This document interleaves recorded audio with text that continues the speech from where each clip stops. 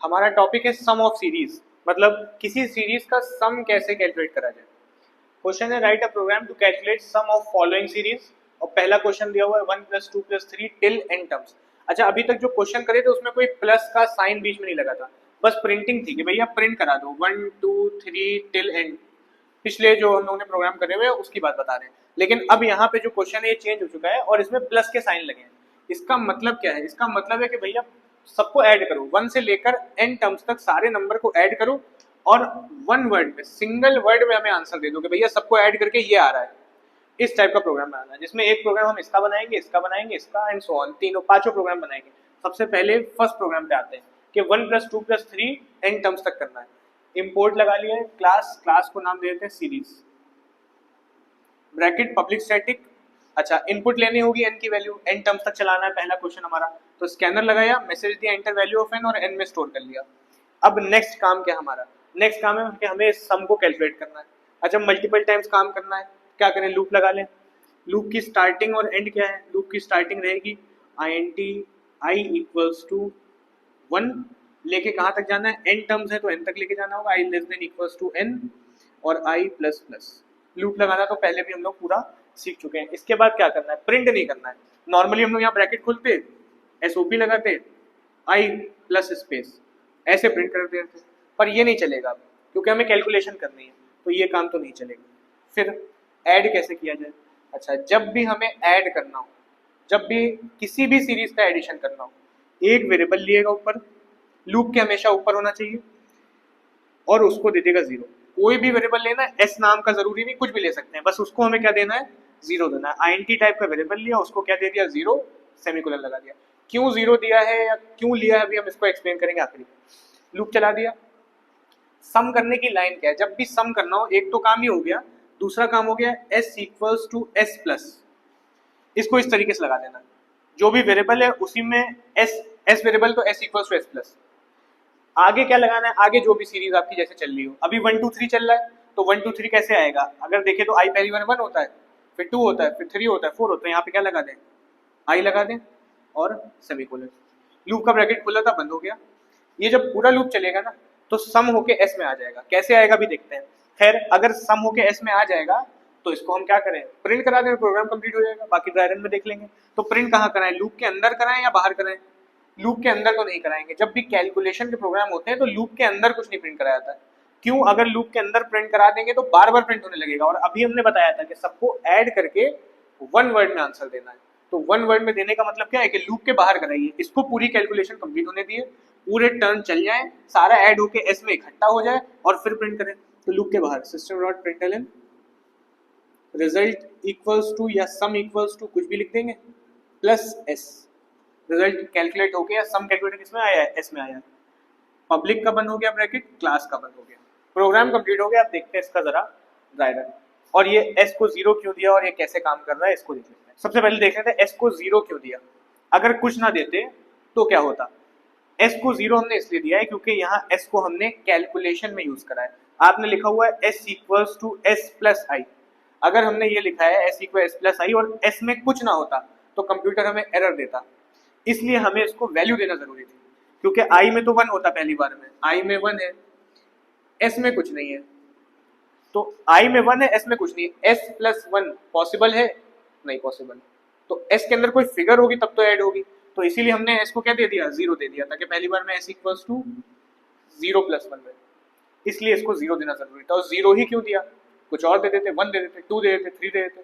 0 इसलिए दिया ताकि हमारा आंसर मैनिपुलेट ना हो। जो भी हमारा आंसर, क्योंकि 0 किसी नंबर में ऐड होता है वही नंबर आ जाता है, इसीलिए हमने इसको क्या दिया? 0 दिया। तो एक तो हमारी बात क्लियर हो गई कि जब भी ऐड करना हो वेरिएबल लेके क्या देना है? 0 देना है। क्यों देना है अभी बता दिया। इसको 0 इसलिए देना है ताकि आंसर मैनिपुलेट ना हो, और यहाँ पे कैलकुलेशन में इस्तेमाल हो रहा है इसलिए। दूसरी बात, ये जो लगाया है अब इसका वर्क देख ले, काम कंप्लीट करेगा। s = s+i। मान लेते किसी यूजर ने इस प्रोग्राम को ओपन करा, उसने n की वैल्यू दी 5, मतलब हमें ऐड करना है 1 + 2 + 3 + 4 + 5, यहाँ तक ऐड करके 1 वर्ड में आंसर देना है। ये हमारा क्वेश्चन है। n की वैल्यू यूजर ने क्या इनपुट करी है? 5 इनपुट करी हुई, और हमने ये लूप लगा दिया है। ये लूप हमारा चलेगा। i की वैल्यू पहली बार में क्या होगी? 1 होगी।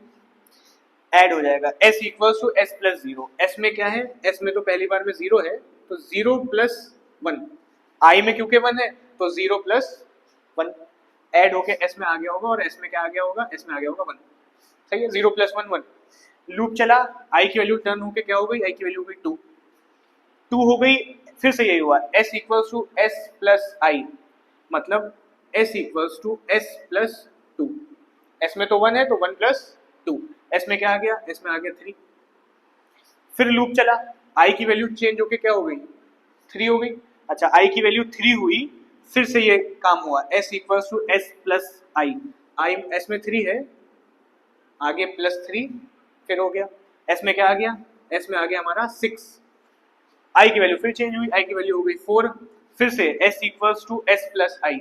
s में 6 है, पुराना स्टोर होता रहेगा इसके अंदर, पुराना रहेगा, और आगे और 4 ऐड हो गया तो प्लस फोर। s में क्या आ गया हमारे, s में आ गया 10 आ गया। i की वैल्यू फिर टर्न मारी, टर्न मार के क्या हो गई, 5 हो गई। फिर से ऐड हुआ s plus I, s equals to s plus I, मतलब s में 10 है, आगे 5 और ऐड ऑन हो गया, s में क्या आ गया 15 आ गया। और लूप के अंदर हमने कोई प्रिंटिंग तो दी नहीं थी, तो सारे टर्न काटता रहा और s के अंदर स्टोर होता रहा। एट दी एंड s में क्या है, s में हमारे 15 है। लूप खत्म हो गया क्योंकि हमारा n 5 तक था, तो लूप 1 से 5 तक गया, i की वैल्यू 6 हुई तो लूप नहीं चला, कंडीशन हमारी फॉल्स हो गई, तो 6 पे तो वर्क ही नहीं करा, कंडीशन फॉल्स हुई, लूप के बाहर आ गया, प्रिंट हो गया रिजल्ट इक्वल्स टू, आउटपुट जो है यूजर के सामने वही आया, result equals two plus s, s की वैल्यू क्या है 15 है। चेक कर लेते हैं क्या ये काम करा है हमारा। अच्छा, 1 plus two three, three plus three six, six plus four ten, ten plus five 15, और एस में भी हमारे क्या कैलकुलेट हो गया 15 आया, प्रिंट भी क्या हो गया 15, तो वर्क कर रहा है। तो ये दो बातें इंपॉर्टेंट है कि कोई भी वेरिएबल लेके जीरो देना है और s equals to s plus लगाना है। s प्लस इसीलिए ताकि पुराना इकट्ठा होता रहे, नया ऐड होता रहे। ये देखिए पुराना इकट्ठा होता चला जा रहा था यहाँ पे, और ये i की वैल्यूज थी 1 2 3 4 5 सब ऐड ऑन होता जा रहा था, और एट द एंड s में 15, अभी आगे कुछ और ऐड होना होता तो वो भी ऐड हो जाता। खैर 5 तक लूप था, अब n में कुछ भी हो हमारा प्रोग्राम वर्क करेगा, अगर 5 तक के कर रहे हैं तो आगे भी करने वाला है। ये प्रोग्राम हमारा कंप्लीट हो गया। नेक्स्ट क्वेश्चन पे आ जाते हैं। सेकंड प्रोग्राम हमारा कह रहा है 1 plus 4 plus 9 plus 16 till n terms, मतलब हमें नंबर्स को ऐड करना है लेकिन n टर्म्स तक करना है, पर ट्रेंड क्या शो कर रहा है, ट्रेंड हमारा शो कर रहा है 1 4 9 16, मतलब 1 का स्क्वायर, 2 का स्क्वायर 4, 3 का स्क्वायर 9, 4 का स्क्वायर 16। हर बार जो हमें ऐड करना है वो स्क्वायर्स को ऐड कर लेना है और at the end one word में आंसर देना है। इंपोर्ट सीरीज क्लास का नाम दे दिया public static scanner, value of n तो फिर चाहिए n टर्म्स तक चलाना है, तो एंटर वैल्यू ऑफ n, और उसको n में हमने स्टोर कर ली। अब क्या करें, क्योंकि मल्टीपल टाइम्स काम करना है, लूप लगा लिया, for int i equals to, starting point क्या देंगे, स्टार्टिंग पॉइंट 1 देंगे, और i कहाँ तक ले जाएंगे, i less than equals to n, i plus plus, n terms तक कराना है, 1 से n तक लूप चलेगा। अब क्या करना है, ऐड कराना है, सम कराना है, और सम कैसे कराना है अभी देखा हमने थोड़ी देर पहले, जब भी सम कराना हो एक वेरिएबल लीजिए, उसको क्या देती है 0, और सम कराने की लाइन क्या है, s equals to s plus, ये सम कराने की लाइन है।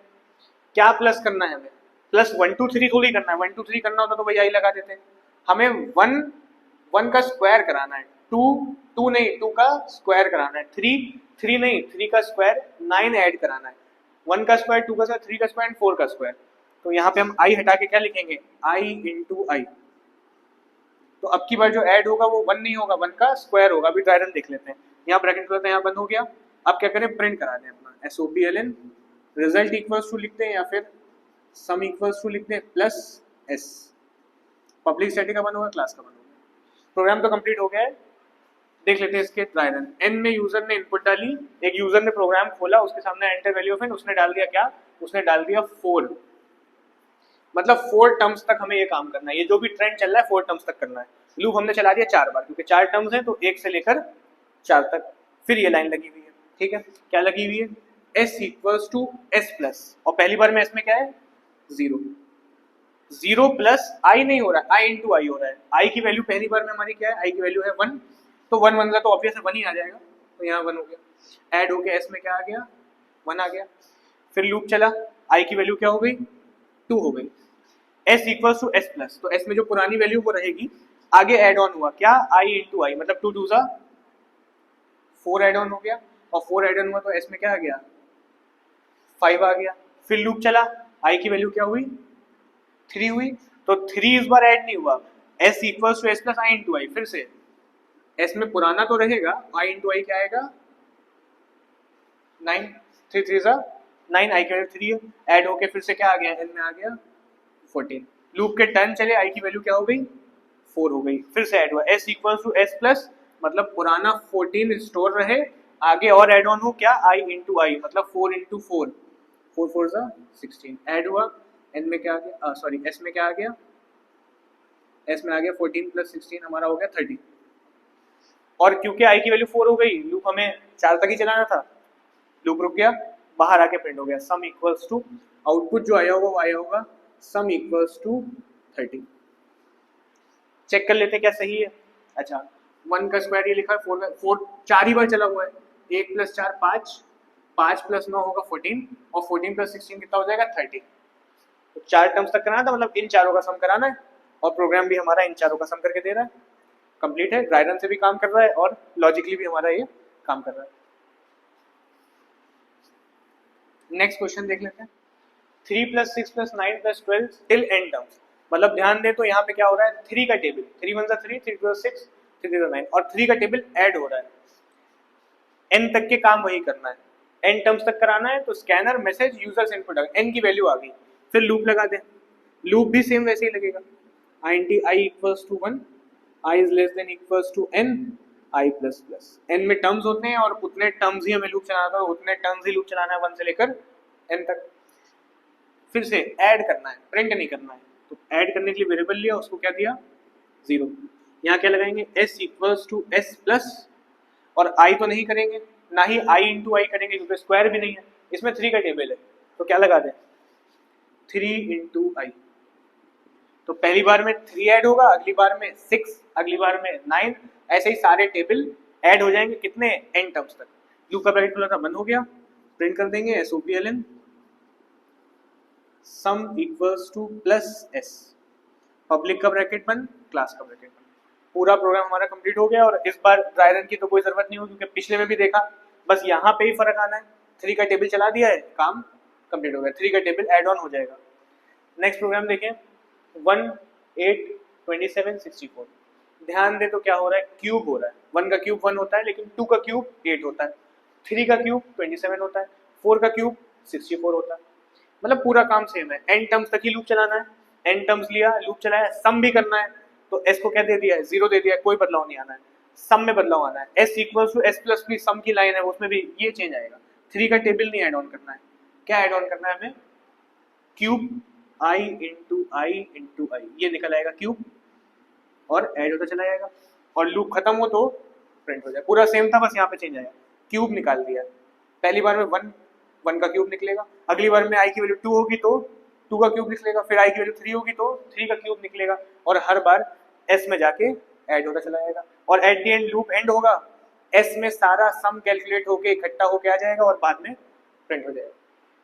लास्ट देख लेते हैं 0 7 26 और 63, थोड़ा सा गौर करें तो समझ में आएगा, ये जो अभी क्यूब निकाला था इसमें भी क्यूब है लेकिन -1 एक्स्ट्रा है, 1 का क्यूब 1 आएगा और -1 करेंगे 0 आ जाएगा, 2 का क्यूब हमारा आएगा 8 और 8 - 1 7 आ जाएगा, 3 का क्यूब हमारा आएगा 27 और 27 - 1 26 आ जाएगा, 4 का क्यूब 64 आता है, -1 63 आ जाएगा, तो बस क्यूब -1 करना है और बाकी प्रोग्राम फिर से पूरा सेम है, तो मतलब n की वैल्यू भी वैसे ही लेना है, लूप भी वैसे ही चलाना है, और सम करना है तो s equals to s plus भी वैसे ही है, s को 0 भी देना है क्योंकि सम कराने के लिए वेरिएबल लेके 0 देना होता है, यहाँ पे चेंज आएगा, और यहाँ पे क्या बदलाव आएगा, क्यूब तो निकाल लिया है, -1 एक्स्ट्रा कर देंगे, ब्रैकेट बंद सेमीकोलन, पूरा लूप चलेगा, हर नंबर का क्यूब निकलेगा, ऐड ऑन होता चला जाएगा n टर्म्स तक, और एट दी एंड लूप पूरा सम कर लेगा, s में इकट्ठा हो जाएगा, लूप के बाद प्रिंट हो जाएगा, कंप्लीट हो गया हमारे पांचों सम, तो मेन सम का जो हमारा लॉजिक समझना था, सम का कंसेप्ट समझना था, वो कंप्लीट हो गया।